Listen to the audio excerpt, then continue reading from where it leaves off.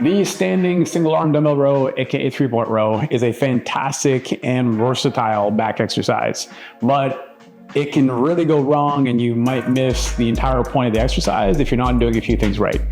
We're gonna go over those, but first we're gonna cover the actual setup. Now, what you should be expecting from this exercise is you're gonna feel it a lot in the lats, some mid-back, some upper traps, and some bicep.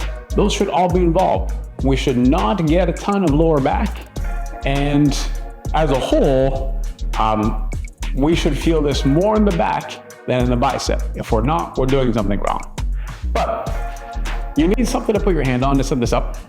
Now, I'm gonna show you this on a bench, but you can do this off any object that allows you a nice stable resting position. Now, a lot of people do this in the gym.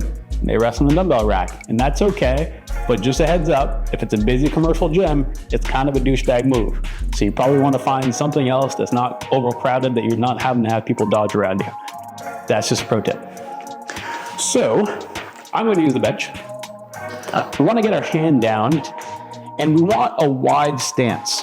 So a bit outside shoulder width, I got one foot staggered behind the other, and I want one hand lined up with the foot that's forward, and I'm gonna pull both shoulders down away from the ear. I'm gonna grab the bell, still keeping my shoulders down, and then I'm gonna row the bell towards my hip. I'm keeping the body stable the whole time, and I should be getting some action through the lats. Now, there's a few things that we want to make sure of. A lot of times, I see people set this up with a really narrow stance. We want to take up room. We want to be stable from side to side. So imagine somebody was going to come along and push you over. If your feet are together, that's going to be really hard to resist. If they're apart, then it's going to be easier to resist. If not, impossible to move. So we want a nice wide stance. We need to be close enough to the bench so that I can get my shoulder over my hand, my foot fairly close to that hand, and feel secure and stable, and not like I'm lighting up my shoulder. And then I want to make sure that my rowing shoulder is a little bit higher than the shoulder that I'm supporting myself with.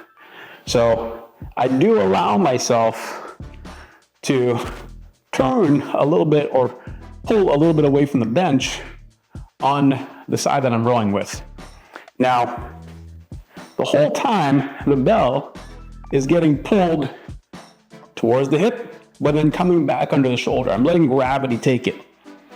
The other thing that commonly goes wrong with this is we start rowing towards the shoulder without keeping the elbow close to the body, which means that we lose out on the lats entirely. We usually get this most in the bicep or the front of the shoulder. So it's really important that the whole time we are letting that upper arm slide close to the body. I can keep a little bit of angle on the dumbbell. So either I keep it facing me, so my palm's facing me, or I turn like 10, 20 degrees just to give me enough clearance to get past the body. If I do that, I should have lots of action through the lats. And if that's going on, then I'm doing it right. And that means you're making some gains. All right, hope that helps.